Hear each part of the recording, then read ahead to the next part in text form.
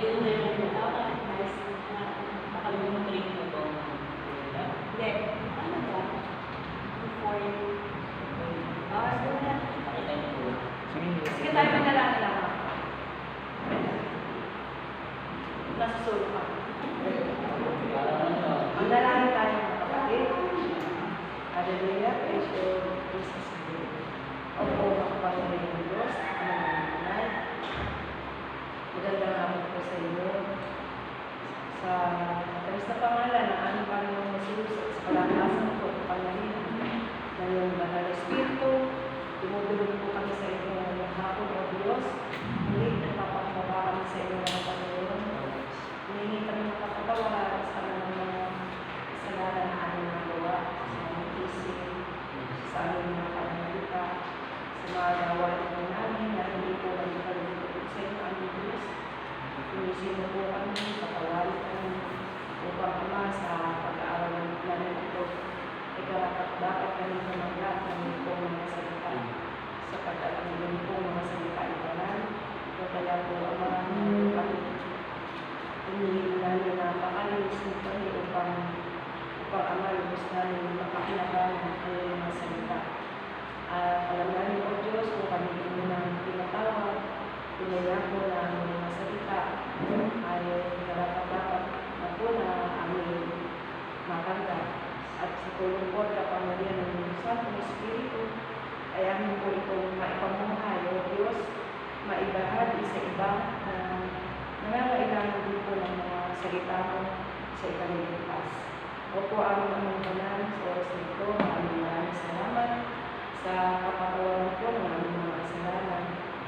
Maraming salamat din po sa mga biyaya na walang sawa mo pong pinugusto sa amin, lalo na po sa mga panahon ito na alam namin ng sanlibutan ay nahigpit, natihirap, tunay na mahigpit na nangangailangan.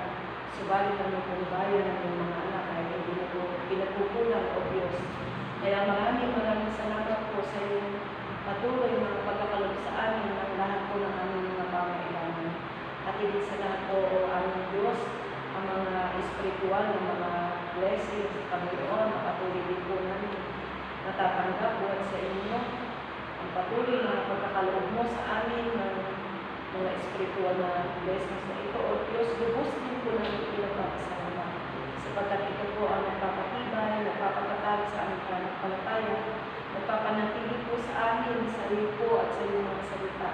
Hanggang sa dumating ka aming Panginoon, tunay na amanalan namin na ito po ang tunay na tumutulong sa amin ng iyong Espiritu Santo upang ang mga salita ay amin po maging buhay, amin maging kalakasan, amin maging kapangyarihan. Kaya po, O Diyos, salamat po sa lahat ng mga pagpapalang ito. Lubos po namin itong pinagpapasalamat sa pangalan ng aming Panginoon Jesus. At ganyan din po, O Diyos, dalangin namin kami lahat na narito, ito po kami tulungan din po kami na patuloy na makaunawa ng mga salita at doon po sa mga makikinig sa kanilang mga tahanan. Sila din po, O Diyos, sa inyong pagnabayan, sa mga aralin na amin po pinakalakay at sa mga salita mo, Panginoon, ikaw ay patuloy, O Diyos, na magbigay sa amin ng Espiritu ng kaunawaan. Panginoon, ako nang gagamitin po, wala po akong magagawa, kaya po Ama, ako po ay tumulong sa inyo na ako po ay pangunahan ng banal na Espiritu. At patuloy, Ama, na mga kapahayagan ay inyo pong ipagkaloob sa amin upang makita namin, O Diyos, ang liwanag ng mga salita sa amin po at ikalibay sa pananampalataya. Panginoon, dalangin po namin, pagpalain mo po ang bawat isa. At maraming salamat po muli sa matamis na pangalan ng aming Panginoong Jesus, kami po yung kasabi. Amen. Gandang hapon, mga kapatid. Itutuloy natin ang ating topic sa anong ating topic? Anong chapter? Hindi mo po nakalibig Lesson po. lesson. Pati yung ilaw, parang matulog. Ilaw ulan.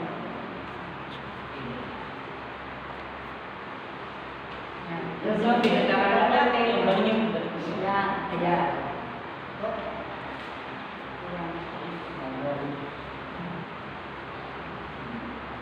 Uulat nasa lesson 4 tayo.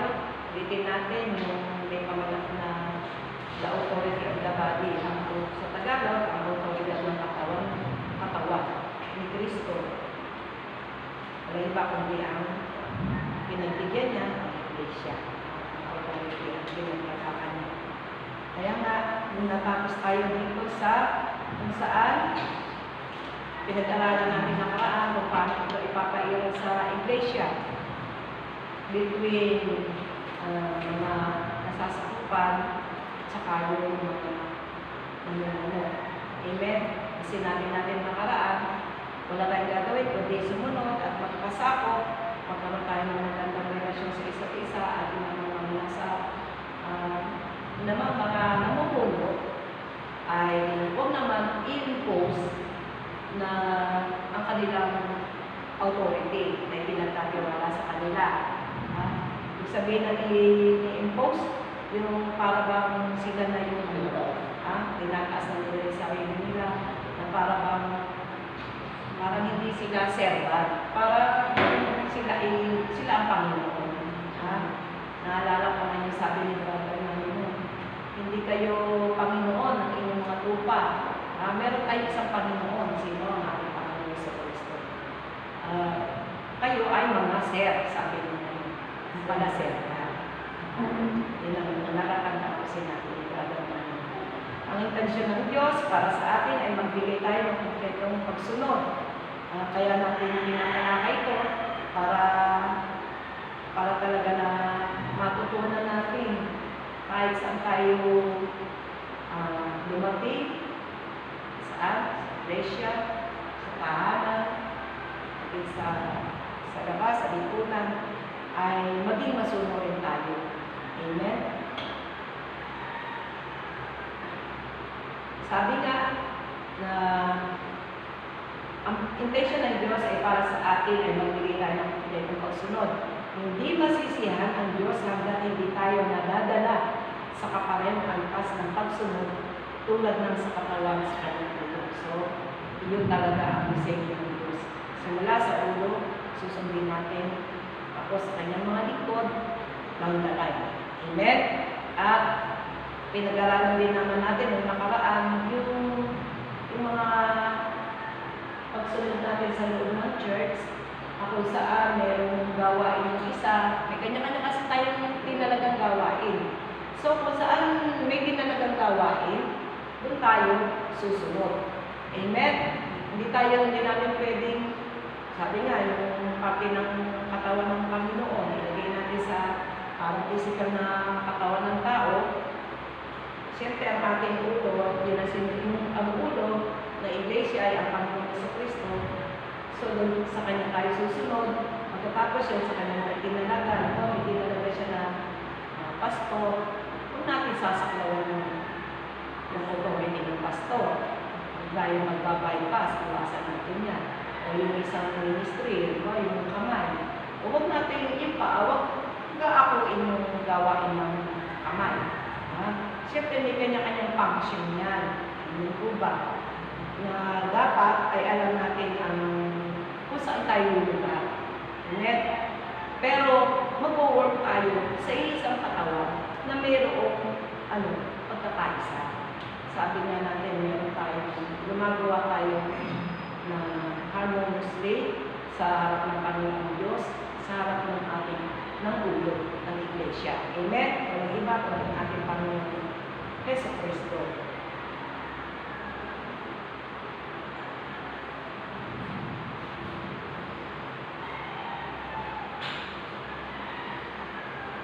Kaya nga sabi, ang Diyos ay patuloy na gagawa hanggang makasunod tayo kay Kristo.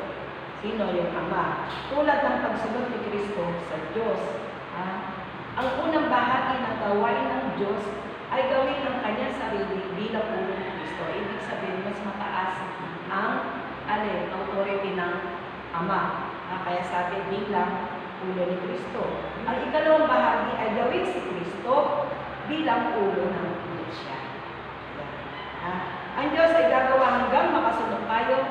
sa kanyang kalooban, nakapagdaka na hindi na tayo, sabi nga, dinidisiplina. O yun, pinalaki natin ha, na kapag tayo mga masunurin na, ulitin ko muna, una, Diyos, sunod si Kristo, Iglesia, at kapag tayo ay masunurin na kay Kristo, hindi na tayo, sabi nga, yung disiplina, hindi na tayo, sabi rito, ang Diyos ay gagawa hanggang sa makasunod tayo sa kanyang kalooban, ng pagdaka ng hindi na tayo, dinidisiplina ng banal na Espiritu. Siyempre, pag masunurin ka, hindi ka nadadalo sa disiplina. Amen? Eh, natuto ka na eh. Amen? Kaya magandang nakikiisa tayo at tuwirang tayo sumusunod at nagpapasakot doon sa kaayusan o disenyo ng nais ng Diyos sa kanyang iglesia. Ay ikatlong bahagi ay gawin, sabi nga, ang ikatlong bahagi ay gawin ang kaharian ng daigdig na ito, na kaharian ng ating Panginoon at ng kanyang Kristo. Ang unang bahagi ay nais na katuparan na. Ang ikatlo ay darating pa. O ano yon? Kailangan natin. Ngayon, tayo ay nasa gitnang bahagi. Ang kaganapan ay lubhang lalaga para sa pagdating ng ikatlong bahagi. Ito, tayo ba ay narito para sumunod upang magawa? Itanong dito ha. Upang magawa ng Diyos ang kanyang nais? O tayo ay sumusuway at sa makatuwid? Hinahadlangan ang gawain ng Diyos. O saan tayo? Susunod o susuway? Siyempre, susunod tayo. Ang Diyos ay matagal nang nagsisikap na maitatag ang kanyang autoridad sa sansinuko. Kailan yun? Sa unang tao pa lang, inanulan niya yung authority. Amen? Pinaiiran na niya, kaya lang sumay ng unang tao. Amen po ba? Hindi sumunod sa kanyang tagubilin. Amen? At yun ang naging dahilan para sila ay itaboy sa Garden of Eden. So, ganun yun. Ganun ang Panginoon na maski sa iglesia. Sabi nga rito, ang Diyos ay matagal na nagsisikap na maitatag ang autoridad sa sansinuko. At ang susi dito ay ang iglesia. So, sa ngayon, pinaiiran ng Diyos ang kanyang authority saan? Sa iglesia. Amen? Ang iglesia itong matayo sa gitna, lumaganap bilang iniikutan o binibisan tayo ng Diyos ng higit na kaluwalhatian. Sa ating mga balikat ay nakahimlay ang responsibilidad sa pagpapairan ng autoridad. Sinasanay at nakatalaga sa pagdating ng, sabi nga, bakit? Ito ang ng Panginoon, sinasanay tayo at tayo ay nakatalaga sa pagdating ng millennium reign. Sabi nga, na paghahari ni Kristo, doon tayo ay sinasanay. Kaya pinaiiran niya ng authority. Kumbaga, dito pa lang, pag tayo ay nasanay sumunod, nasanay tayo magpasako, ibig sabihin, sabi nga, tayo ay dito pa lang, pagsasanay na para sa millennial reign. Kasi kasama tayo maghahari yung mga kasama maghahari, may mga authority yun. Kaya dito pa lang, ipinaiiran na ng Diyos kung paano natin tuwirang susundin ang authority. Amen? Amen. Ang pagsunod ng katawan sa ulo ay higit na natural at naangkop. Inilaan ng Diyos ang ulo at ang katawan ay kailangang makibahagi sa isang buhay at isang kalakasan.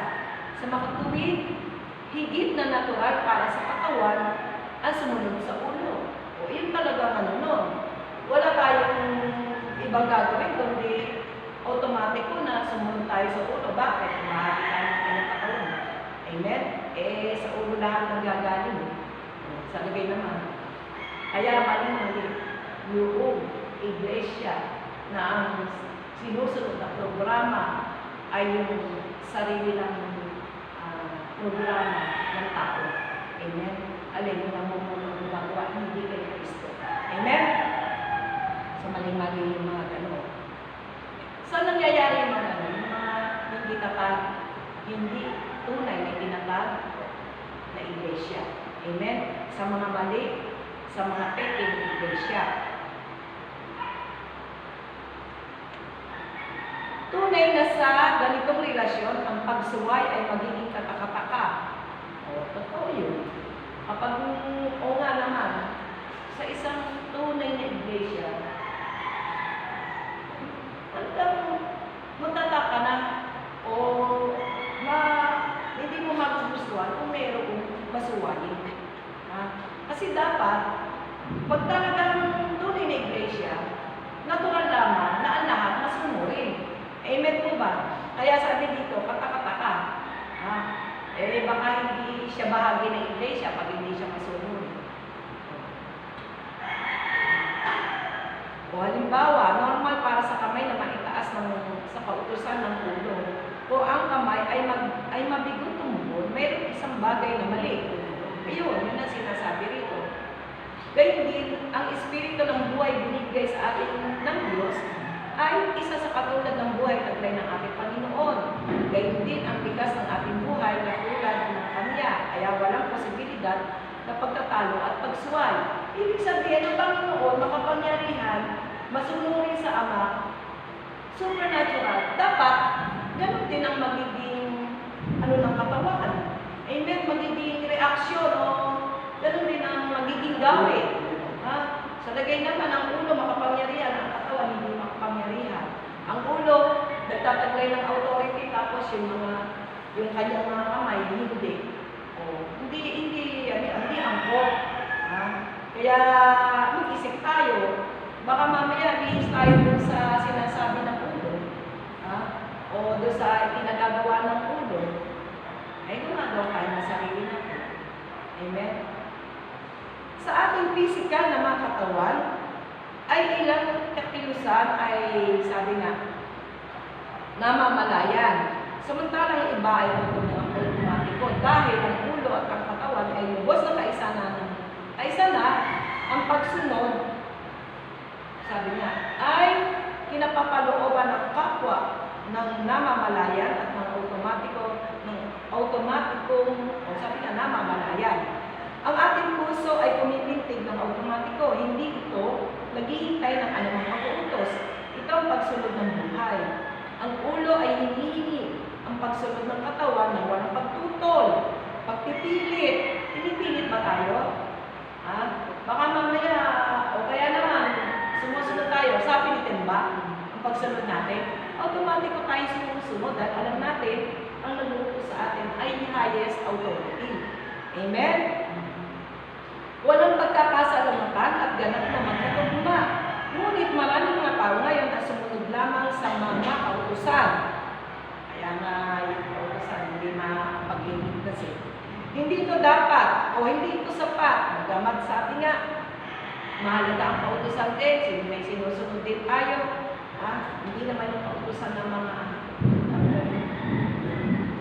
sapagkat sa likod ng kautusan ay nakahinday ang kalooban at sa kalooban ay ang batas ng buhay. Kaya ang ganap na pagsunod ay maituturing lamang bilang pagsunod sa batas ng buhay. Ano man, sabi nga, menos,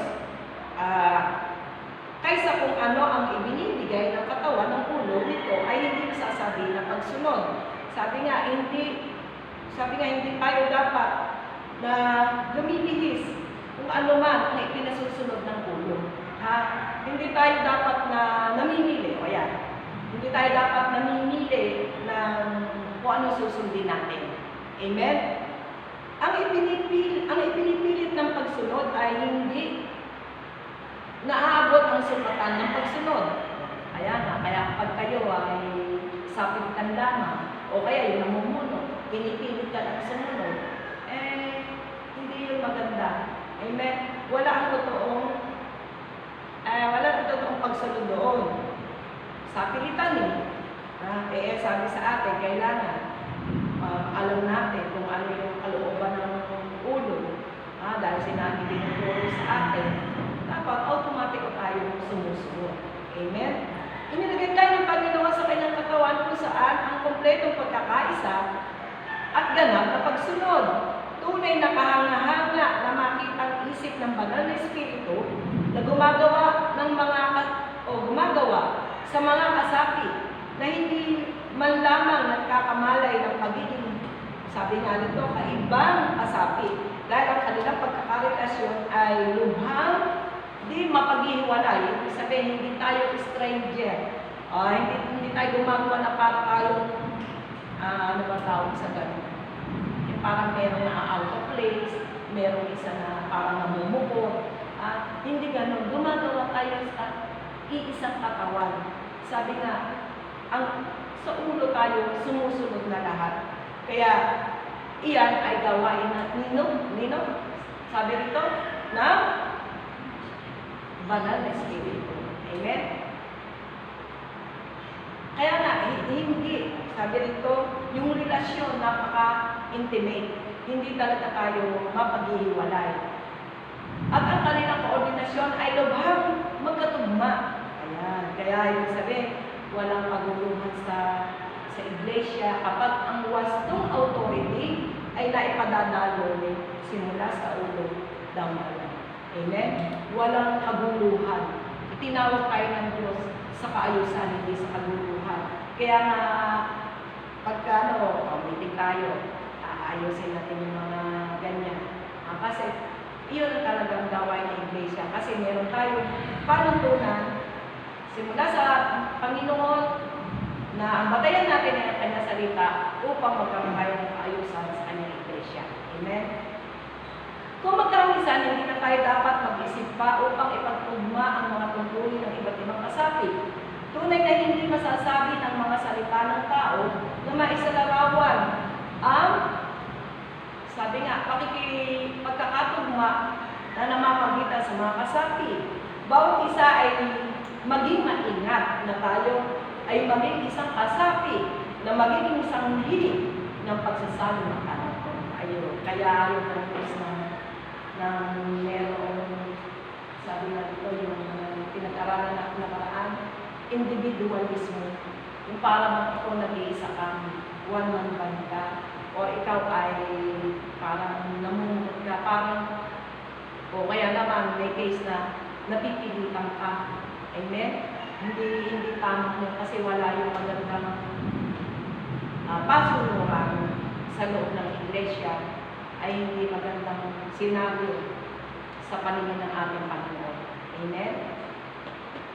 Kaya iyon ang nais na makita ng Diyos sa atin, yung pagkakatugma-tugma ng mga kasapi. Bawat isa ay maging, kaya sabi, bawat isa ay maging maingat na tayo ay maging isang kasapi na magiging isang hilig ng pagkasalong mata. Ayan kaya na sinabi sa atin, na kapag tayo ay nag-meeting, at kami nag-iisa ka lang dyan sa may, sa sinasabi mo, suggestion mo, at ang lahat naman may agree, ay huwag mo nang i-give yung sarili mo. Amen? Kasi kahit sa loob ng iglesia, majority wins. Siyempre kakaisa yan Amen ba? Lalo pa, batayan natin ay ang salita ng Diyos. Amen? Sa mga kapatid ng iglesia ay hindi lamang isang lugar para sa pakikipagkapatiran, kundi para sa pagpapairal din na authority. Talagang authority pinag-iinan. Ang paglaban sa autoridad ng mga kasapi ay paglaban sa ulo o pinuno. Kaya pinag-iinan tayo. Bagamat ang autoridad ng katawan ay kung magkamisan tuwirang napapairan, ito naman ay dituwiran. Sabi nga, napapairan kadalasan. Hindi lamang ang katawan ay nasa ilalim ng ulo, karagdagan pa nito ang iba't ibang mga sapi ay tumutulong sa isa't isa at nagpapasakop sa isa't isa. O ayan, yun yung sinasabi ko, walang bypass. Amen? Nagtutulungan. Amen? Nagtutulungan, pero hindi nagsasaklawan. Sinasaklawan mo yung gawain ng sino ba masaklawan? Yung prophet, sasaklawan mo yung gawain ng pastor, o kaya yung pastor, sasaklawan mo yung gawain ng spiritual leader. Hindi maganda. Katulad na, may sample ko yun. Nung kami nag-aaral mo, pero wala na siya ngayon dito sa church. May sinama kami kay Brother Manny. Pinakilala ni Brother Elmo kay Brother Manny. Pagkatapos tinuturuan si Brother Manny, Brother Manny, gano'n yun eh. O, yun ang sinasabi ko. Ha? Hindi tama yun. Spiritualidad mo, pagkatapos, tuturuan mo. Ha? Walang gano'n. Amen? Walang gano'n ano sa atin. Sabi ng authority ay from the top, down the line. Ha?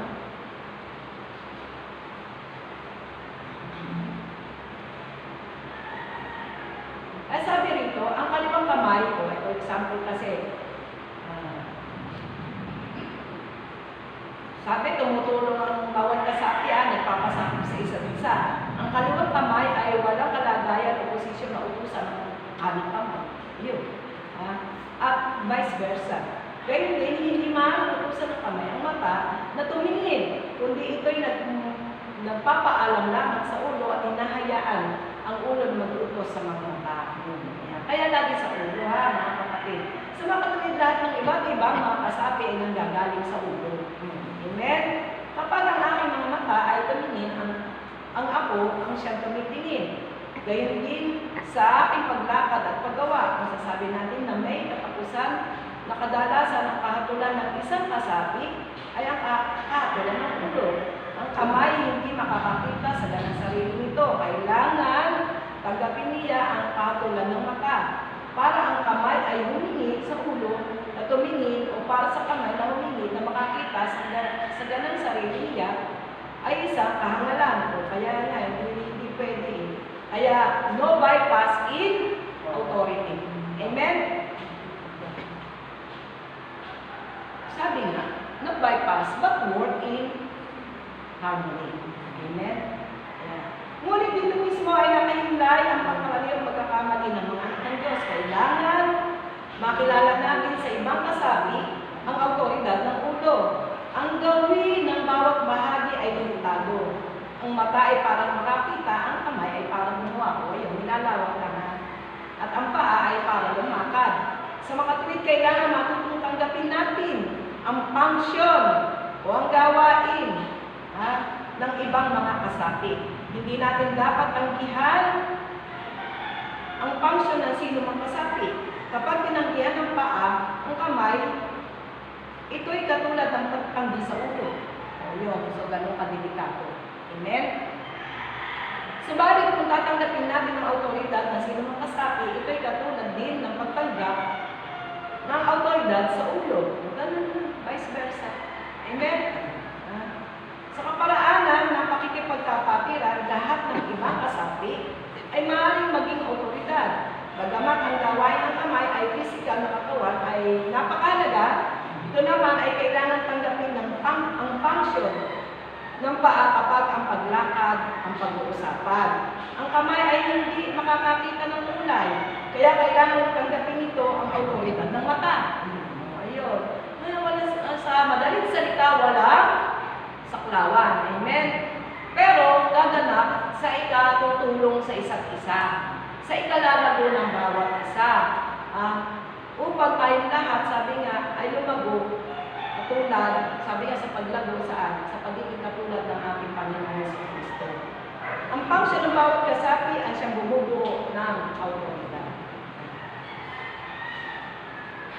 Ang mga kayamanan ni Kristo, sabi nga, imposible na gawin ang bawat kasapi ng isang buong katawan, kailangan matutunan ng bawat kasapi na tumayo sa kalagayan ng pagiging isang kasapi at tanggihan ang mga gawain ng ibang kasapi. Sabi yun yung sinasabi ko, one man. Yung hindi lahat sa iyo na lang. Amen? Ito yun. Ang ano bang nakikita at naririnig ng isang bahagi, ay tinuturing na pagkakita at pagkarinig ng buong katawan. Ang tanggapin ang mga gawain ng ibang mga bagay ay ang tanggapin ang kayamanan ng ulo. Wala sinumang bahagi ang may kakayahan na maging independente. Yan. Yan yung sinasabi na iyo lahat ang gawain. Talaga tayo dinistribute ng Diyos ang function ng Iglesia sa kanya-kanya itinalagang mga, sabi nga sa mga itinalagang mga kasapi na ipinagkatiwalaan niya para ilagay diyan upang iyan lamang ang kanyang gagawin. Pero minsan, yung isang kasapi o isang nasa authority, minsan, hindi lang naman isang ipinagkakatiwala. Amen? Katulad sa atin, may teacher o basta pastor. Katulad yan din. Ang ating Panginoong Jesus, hindi lang siya guro. Siya ay propeta, siya ay evangelista. Lahat ng katangian nasa Kanya. So, yung Kanyang katangian, i-distribute niya sa iglesia. Amen? Hindi yung ang Panginoon natin, lahat ng katangian sa Kanya, ganun din ang lahat. Hindi. Talagang ibinahagi niya upang umilos ang iglesia sa iisang katawan. Amen?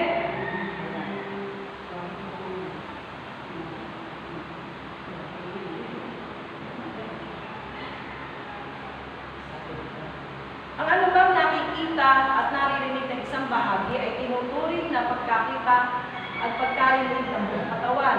Ang tanggapin ang mga gawain ng ibang mga bagay ay tanggapin ang mga kayamanan ng ulo. Ayan. Kaya, ibig sabihin, talagang sa ulo-ulo lang ang ating siniyot, ang ating Panginoong Jesus, ang ating susundan. So, sabi ko nga, walang sino mang bahagi ang may kakayahan na maging independente. Dahil ang bawat isa ay bahagi lamang sa katawan, anumang gawin ng ibang kasapi ay tinatanggap bilang kagagawan ng lahat ng bahagi at sa makatuloy kagagawan ng katawan. Ibig sabihin, talagang magkakaisa tayo sa lahat ng gawain, kahit na sabihin mo, may kanya-kanya tayo, pero pagkakaisa natin yan. Ibig sabihin, meron tayong pagpapasakupan, meron tayong pagsusunuran. Amen? Ang suliranin ngayon ay nagpupumilit ang kamay. Ayan na, maraming suliranin ngayon. Ang suliranin ngayon ay nagpupumilit ang kamay na makakita. Hindi dapat may makakita sa ating ganyan, ha? Yung hindi mo naman gawain, pipilitin mo gawin. Kasi hindi ka tutustusan ng Diyos dyan. Amen? Hindi ka gagabayan ng Diyos dyan. Di ba na lang ang Diyos ang maglagay sa iyo dyan? Doon ka makakatanggap ng kustos sa Diyos. Amen? Amen? Maliwanag ko kayo. Baka may tanong kayo doon, ha? Bago sabihin mo, ano yun? Ano yung kustos? Sige nga. O halimbawa, teacher ka, tinawag ka ng Diyos, hindi ka teacher. Pero pag teacher ka, tinawag ka ng Diyos sa pagiging teacher, ano itutusto sa iyo? Siyempre, yung mga pagpapalang ng mga salita, mga kapahayagan, mga liwanag, upang iyon ang iyong maipaglingkod. Amen? So, yun ang halimbawa naman. Bawa sa mga administrator. Dahil sila ay tinawag para sa, alala ko, diba ang sistema namin? Ang mga administrator, pangkaraniwan, yan, talaga sila, napakagandang gawain yan. Pinayayaman sila ng Diyos. Inasasagana sila ng Diyos. Bakit? Kasi sila yung binigyan sila ng pagkakataon para sa serving table. Para sila ang mga siwa sa ano pa mga pangangailangan ng church. Pero hindi naman nangangawag ay, kung administrator natin, marami ayaw i-aano natin. Hindi, para sa kung ano yung kapakinabangan sa church. Amen? Kaya nga, siyempre minsan, baka sabihin mo, bakit may administrator na hindi? Siyempre, baka dumating din sa mahalang panahon, matalakay, mga ganyan. Kaya nga sabi, pag tayo daw ay masunurin na, hindi ba sabi, di ba yung binanggit ko kanina, nakakatuwa na ang banal na espiritu ay hindi ka na dinidisiplina sa mga bagay na usang ikasisira sa iyo, kasisira ng iyong ministry. Ibig sabihin, kapag hindi ka na nadidisiplina sa ganang bagay, ikaw ay nakapatayo na, sabi na napagkakatiwalaan ka na. Maski sa pagtuturo, pag ikaw ay masunurin na, masaganang nagbibigay ng tutos mo sa Diyos. Iyon ang suporta. Amen? At ang kapakinabangan ay hindi sa iyo lamang, kundi sa para sa lahat. Kasi ang bawat bahagi ay nakikinabang sa bawat bahagi. Amen? Diba? Ano yun? Yung sabi nga natin, yung mata, o hindi naman makakakita ang kamay, o hindi naman gawain ng kamay yung mata, o at least, nalalaman, sabihin ng mga tao. O yung kunin mo yun, yung Bible, o gagawin ng kamay ko, yun ang akin naman. Amen? O, ganun lang ang illustration. Amen po ba? Sinimplihan ko na lang ng example.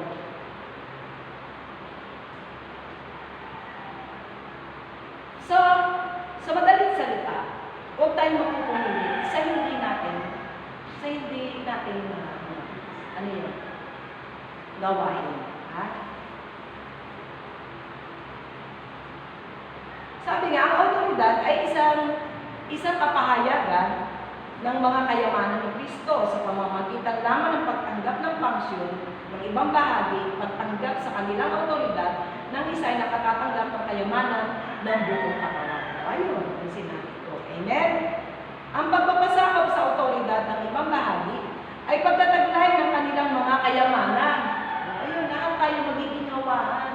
Hindi yung isa lamang nahihirapan. Amen po ba?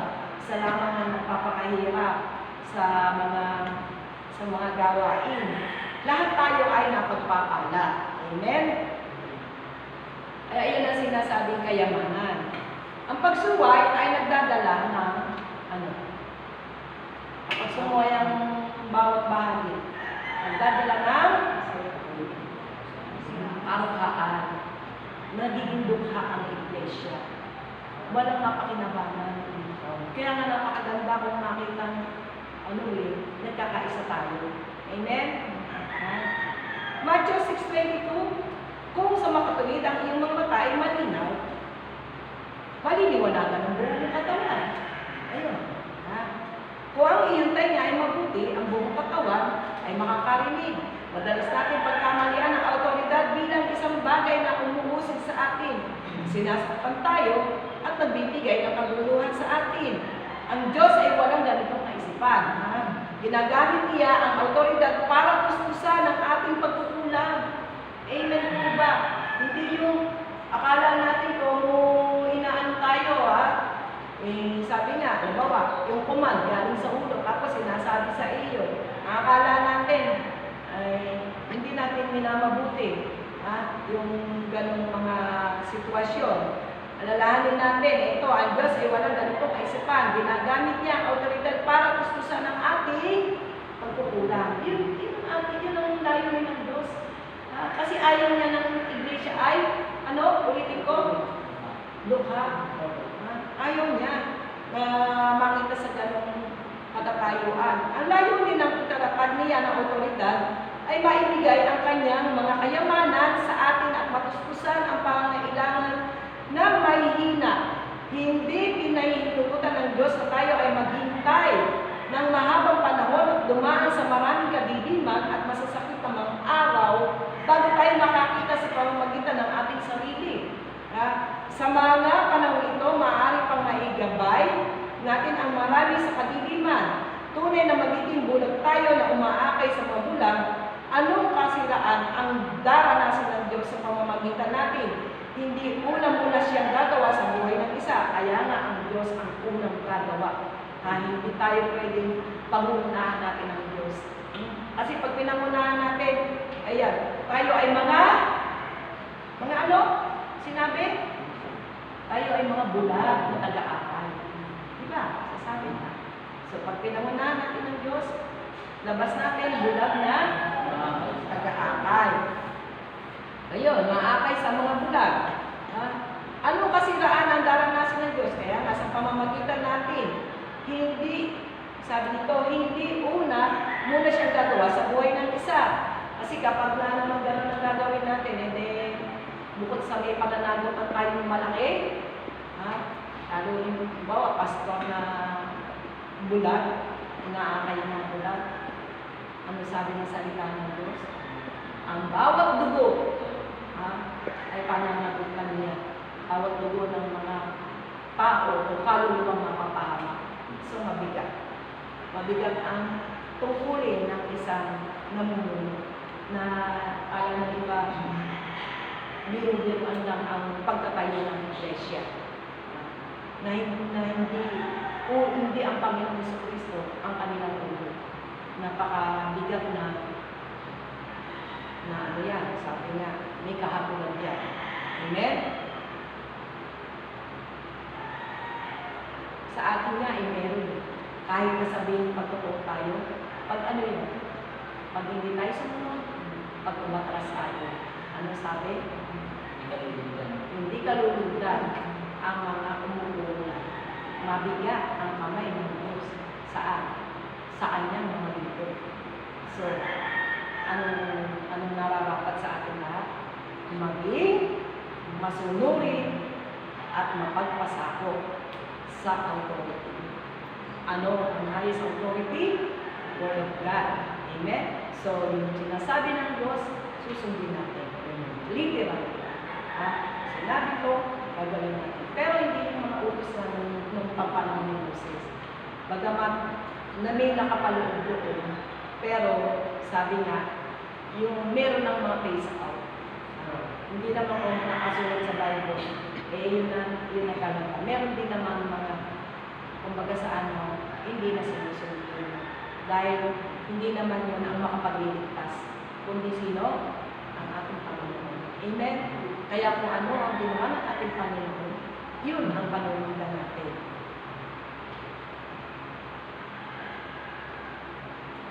Saan tayo? So mag-ingat tayo na hindi tayo maging kasayaan ng ulo.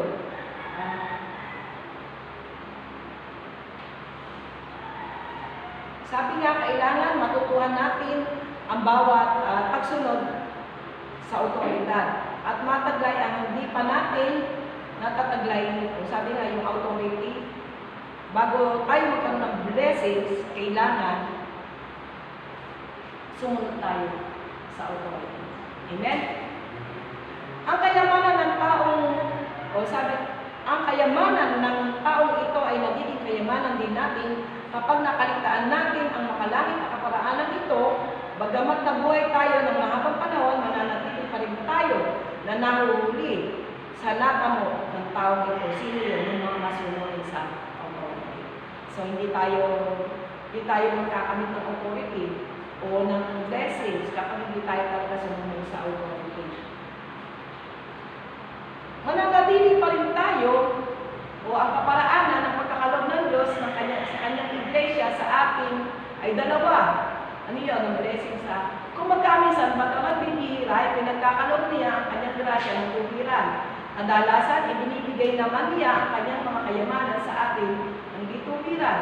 Ibig sabihin, inilalagay niya ang isa sa ilalim ng kanyang kapatid sa iglesia na higit ang ulat sa espiritual na larangan upang matanggap niya ang katulad ito bilang kanyang katulad.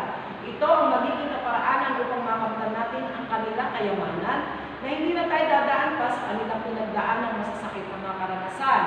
So, ibig sabihin, yung mga nauna sa atin, mabibigat ang mga naging karanasan, so, na ipapatotoo nila, so, na ibabahagi nila, nagiging yung kaya na sabi nga doon sa kanilang nadanasan, yung mayaman din tayo. Saan? Sa spiritual. Kasi hindi na natin, alam na natin ay ganun pala. Yung sinapit ni Brad, itinuro sa amin. So, hindi na namin ito dapat pagdaanan pa. The blessing. Amen? Naunawaan po ba natin po? Halimbawa, kami dumaan sa mabigat na pagsubok. Matutuhan na natin kung paano talaga makakamtan yung blessings na yun na hindi, yung dinanas namin, ay huwag nyo nang danasin. Halimbawa, na sabihin, ay kami na disiplina ng takot-takot.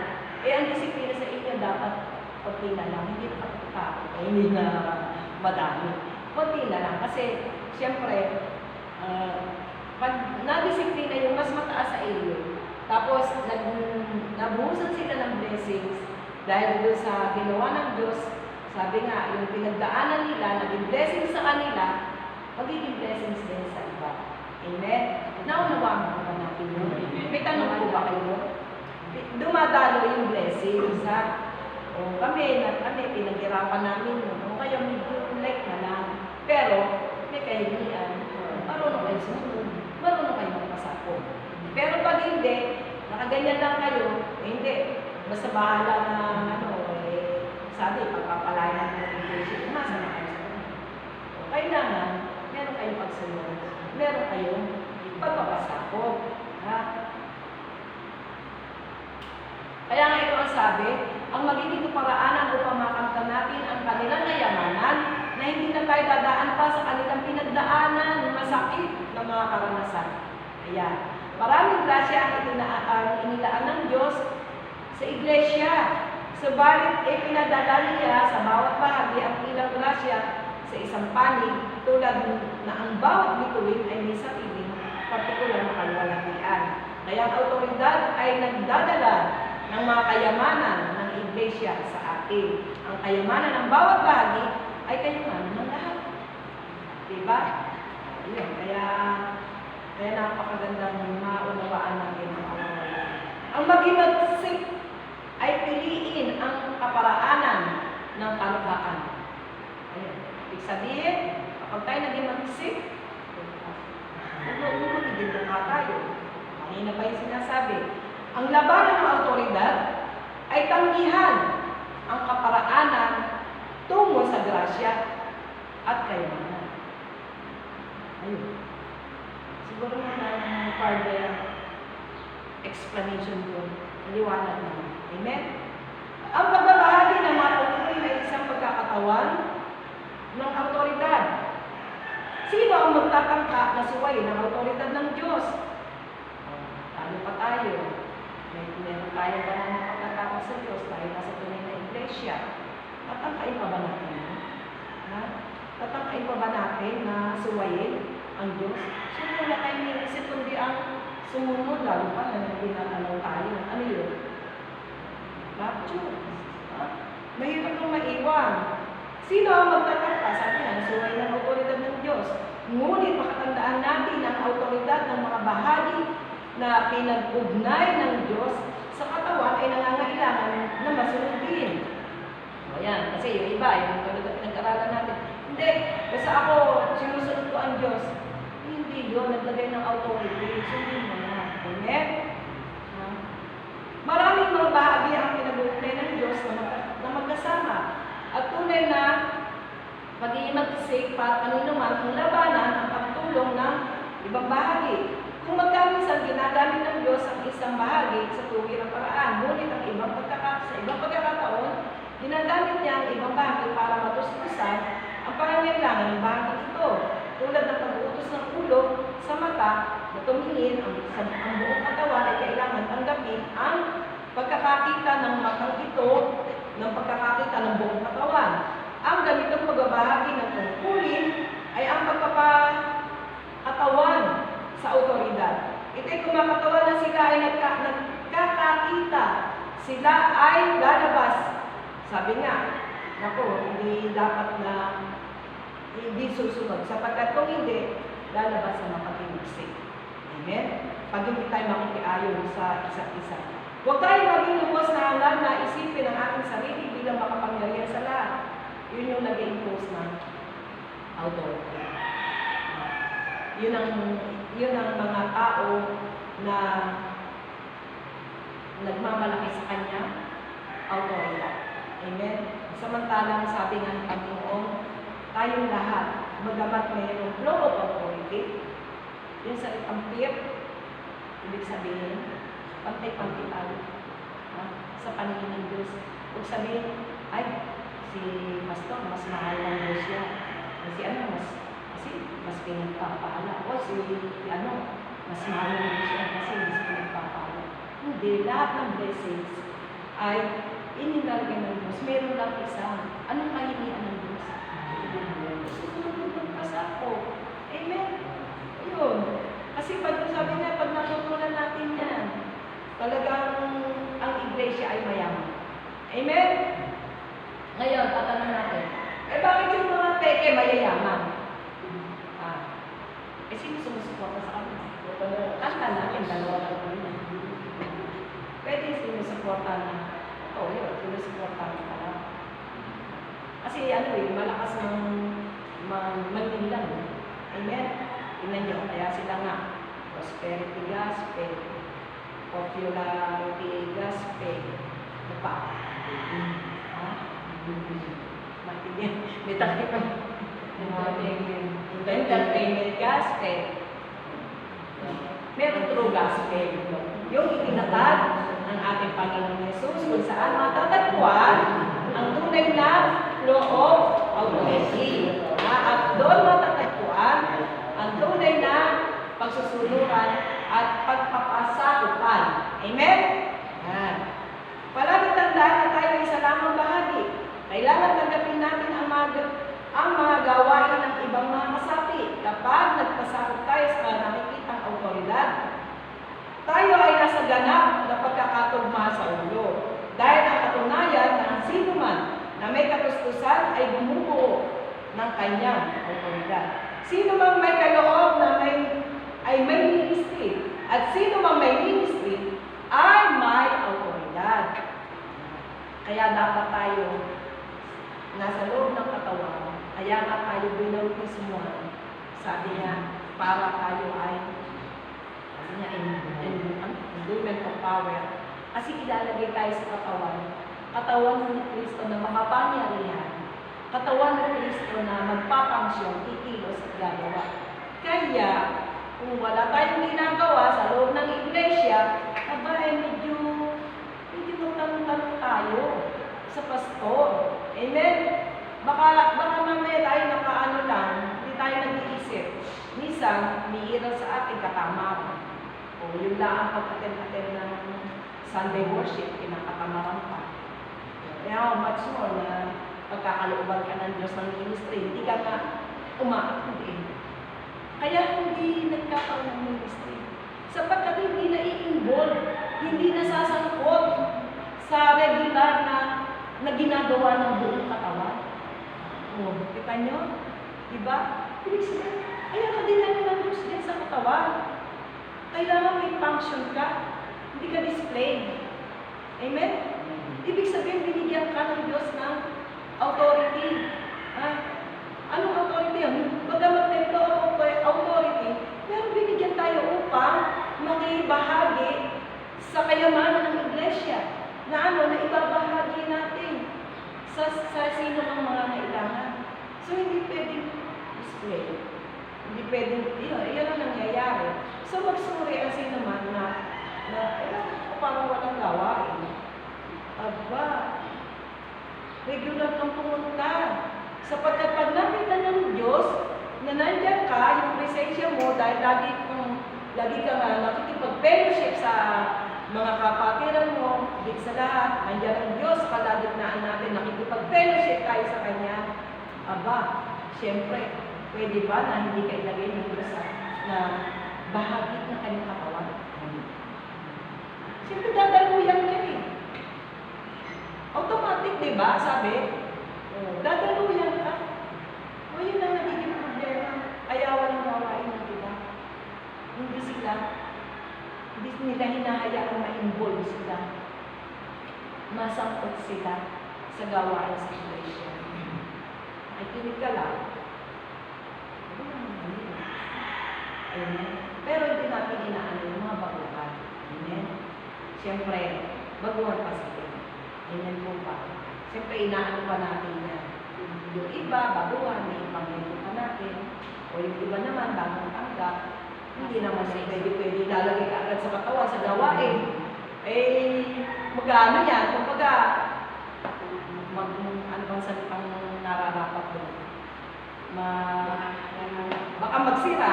Halimbawa, kung baga sa bata, bata pa siya, hindi nagkatiwalaan mo ng ganyan, hindi niya alam, sirain niya yun. Hindi niya alam kung paano yun. Gagawin ng isang bagay. So, iti-training, sasanayin, ganun. Amen? Ganun mga kapatid. Kasi Kasi may flow of Authority. authority.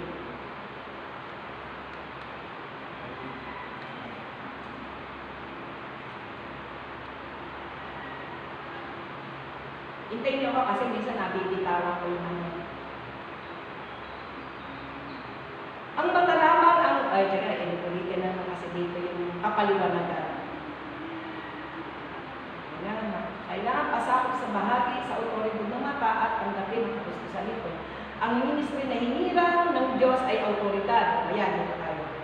Ang ministry na hinihirang ng Diyos ay otoridad. Walang sino man ang dapat magtatakwil dito. Tingnan natin, walang sino man ang magtatakwil dito. Tingnan natin ang gawain ng ibang iglesia. Mga pastor, pinapalayas nila pag hindi nila gusto. Totoo yun. Ang nakikita tayo ganyan, di ba? So, peking iglesia. Sabi dito, hindi natin pwede namin. Kaya nga sinabi sa atin, ang Diyos ang naglalagay, ang Diyos ang nag-alis. Kasi siya ang may authority niya. Ayan ang ginagawa ng iba. Ibinoboto nila yung kanilang yung tatayo sa kanila. At pag di nila nagustuhan, papalayasin nila, pipidisyon nila para maalis. Hindi ganun ang hindi ganun ang tinatag na autoridad ng Diyos. Amen? Karamihan sa mga tao ay nagnanais na magkaroon ng tuwirang autoridad ng Diyos. Subalit ang madalas sa kaparaanan ng Diyos ay magtalaga ng bituwirang na tinatawang autoridad para sundin natin. Sa pamamagitan nila tayo ay tatanggap ng espiritual na kapustusan. Ano yung sabihin ng tuwiran at di tuwiran? Tuwiran, personal na tinatawag. Yung sino? Yung itinalaga, yung pinag-aralan natin na delegated and designated. Yung delegated authority, yun ang pinakatawan ng spiritual leader. Ang designated, yung kanyang inatasan. Pastor, down the line. Ayun ang designated. Ang buhay ay ginagawang madali ang pagsunod.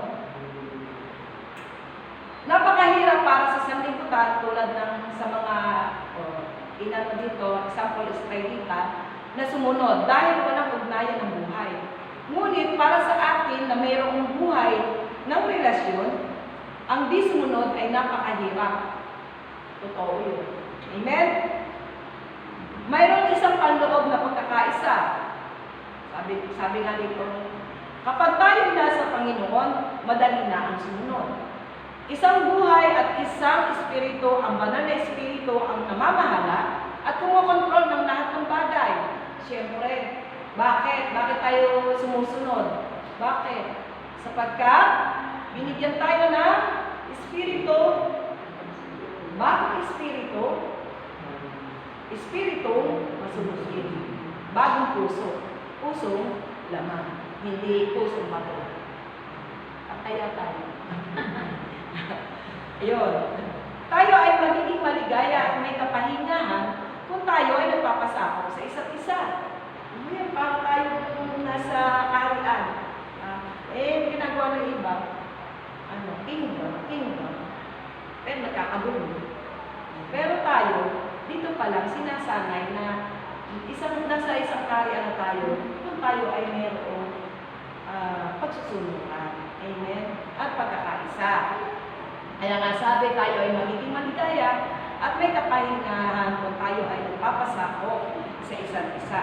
Kung tatangkain natin na batahin ang lahat ng pasanin ng lubusan sa ating sariling mga balikat, madali tayong mapapagod. O yan ang ibig sabihin. Kapag hindi tayo dadalahan ng pasanin ng isa't isa o hindi tayo tutulungan sa ministry ng isa't isa, ay nakakapagod. So, totoo yun. Di ba? Subalit kung ang pasanin ay naibabahagi sa iba't ibang bahagi, tayo ay makakadama ng kapahingahan. Kaya nga sinabi noon nung lumabas sa Egypto, di ba? Sina Moses, di ba sabi ng kanyang biyanan, Moses, maghirap ka ng ilang dyan, para kasi napakarami ng Israelita. Amen? Hindi kaya ni Moses lahat yun. Milyon yun. Ano mapagkakatiwalaan ng mga ilang tao yun, siya na hindi ko lang tandaan. O, pinahiram ng kanyang biyanan, si Moses, para hindi siya mapagod. Sa dami pa naman nun. Amen po ba? Tayo ay sabi dito, sabi nga, makakadama tayo ng kapahingahan. Gaano ka kapayapa ang tanggapin ang pagbabawal ng Panginoon sa pagiging nasa ilalim ng autoridad ng ibang bahagi. Mararanasan natin ang dakilang kalayaan. Ngunit ang tumayo sa lugar ng iba ay ginagawa tayong makadama na napipilitan. Siyempre, pagka hindi natin gawain, ibig sabihin sa pilitan lang natin ginagawa. Tinatawagan tayo ng Diyos na matutuhan ng pagsunod sa katawan, sa iglesia, gayon din sa tahanan, at sa sanlibutan. Yan. Pakakala natin sa iglesia lang natin gagawin ang pasunuran. Hindi, pati sa tahanan. Sabi nga, kung ikaw ay masunurin sa iglesia, sa Diyos, pagdating sa tahanan, masunurin ka rin, at pagdating sa labas, masunurin ka rin. O pagdating sa labas, makasimpleng mga ano man doon, mga babala, o pinalaki na natin nakakaraan, isinusuway pa natin. So, meron silang rules and regulation na dapat nakikita rin ng Diyos na nagiging masunurin tayo. Amen? Kung tayo lamang ay matututong mabuti sa katawan, hindi tayo magkakaroon ng kahirapan sa ibang larangan. Ang iglesia ay ang lugar kung saan dapat tayo magsimulang matuto ng pagsunod.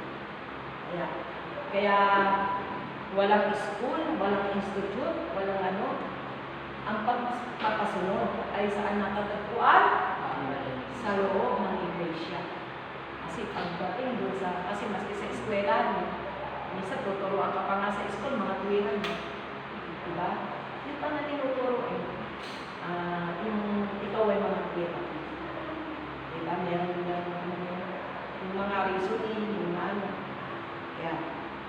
Kaya saan na itinuturo ang tunay na pagsunod pagpapasakop? Sa iglesia. Amen? Ito ang lugar ng kaganapan, bagamat ito rin ang lugar ng pagsubok. Kung mabibigo tayo dito, mabibigo rin tayo sa lahat ng lugar. Kung mabuti tayong matututo sa iglesia, ang mga suliranin ng kaharian, ng sanlibutan, at ng sansinukob ay maaari ng malutas. Sa nakaraan, kapwa-autoridad at pagsunod ay pawang objective. Ibig sabihin, isang panlabas na pagpapasakop sa isang panlabas na kapangyarihan. Ngayon, ang autoridad ay naging isang buhay na bagay, isang bagay na panloob. So, ibig sabihin, autoridad talaga, napakahalaga. Ang autoridad at pagsunod ay nakakatagpo sa katawan ng Kristo. Kaagad-agad, kapwa ay nagiging subjective. At ang dalawa ay pinag-uugnayan sa iisa. Narito ang pinakamataas sa kahayagan ng autoridad ng Diyos. Ang autoridad at ang pagsunod ay nagkakaroon ng kaganapan sa katawan. Dito tayo dapat matatag. Kundi magkakaganito, wala nang ibang paraan pa. Ang lugar kung saan natin makikita ang autoridad ay sa katawan, sabi sa iglesia. Ang ulo, ang pinagmumula ng autoridad at ang mga bahagi, bawat isa ay may tungkulin, nagmimister sa isa't isa bilang tinatawang autoridad, gayon din bilang masunurin sa autoridad. Lahat ng nasa iglesia, kapag nabigo tayong kilalanin ng autoridad dito, wala ng ibang paraan. Kapag hindi tayo talaga naging masunod sa loob ng iglesia, tingnan natin, iyan ang galaw ng mundo natin. Akala lang natin, ang dami nagkalat na spiritual gatherings, ang daming sekta, pero pag hindi na ipairal ang tunay na autoridad, pagdating sa tahanan, sa labas siya, sumusuway sa autoridad na itinalaga ng Diyos. Kasi ang sabi ng Diyos, bawat autoridad, siya ang naglagay. Amen? So, pag sa iglesia, na ipairal ng authority, na ituro ng tama, pagdating sa tahanan, payapa ang tahanan, nasa kaayusan ang tahanan. pati sabi niya, pati sa sanlibutan. Sa inyo, sa mga president, down the line. Putin mo yung janitor, susundin natin. May authority. And then, pagdating sa sanlibutan. Anong authority ng janitor? Siya ay pinagkatiwalaan para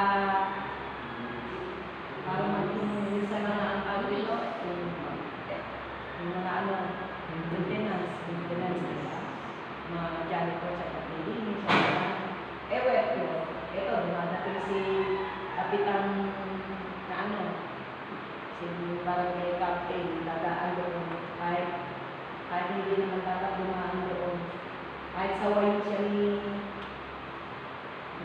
Johnny ng ayaw, piling niya mataas siya. Hindi dapat yun. Amen? Dapat susunod siya si Johnny ko. Ay nadunas, hindi siya sumunod.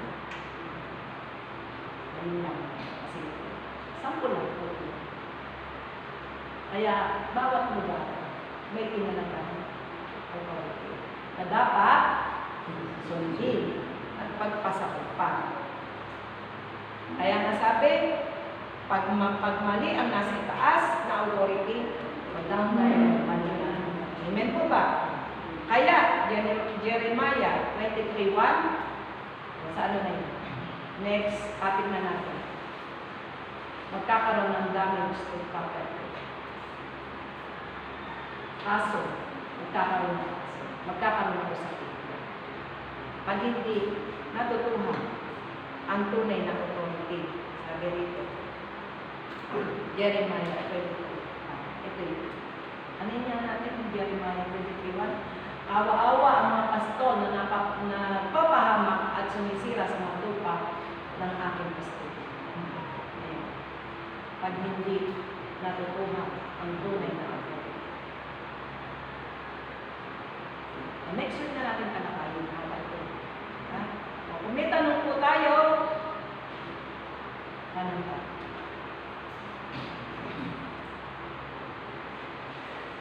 Maaga tayo na.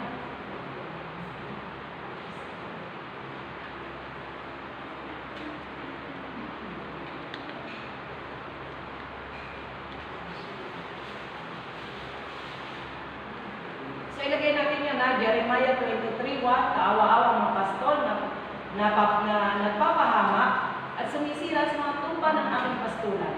1 Corinthians 3:17, sino mang sumisira sa templo ng Diyos, sisirain din siya ng Diyos. So mabigat ang mga babala ng ating Diyos sa mga magiging dahilan ng mga religion.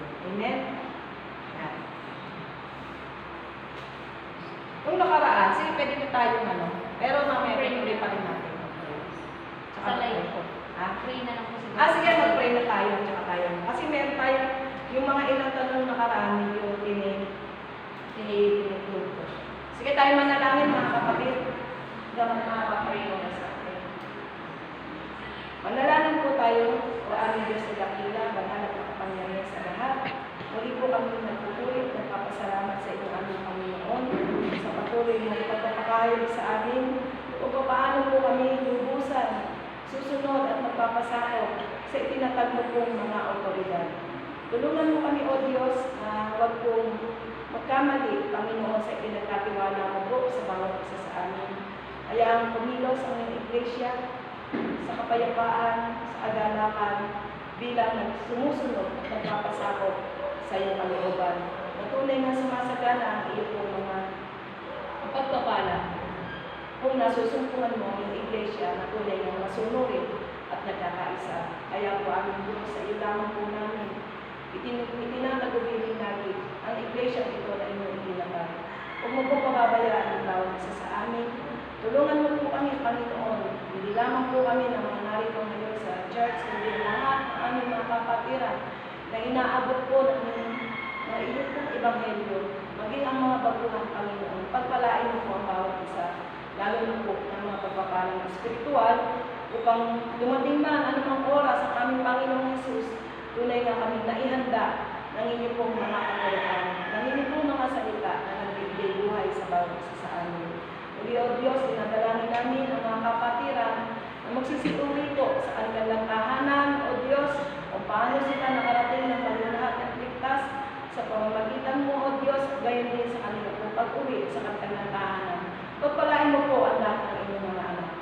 Maraming salamat po muli sa kami sa pangalan ng aming Panginoong Jesucristo, sa kalakasan po at kapangyarihan ng banal na Espiritu, sa inyo pong karangalan at walang iyan, ngayon magpakailanman.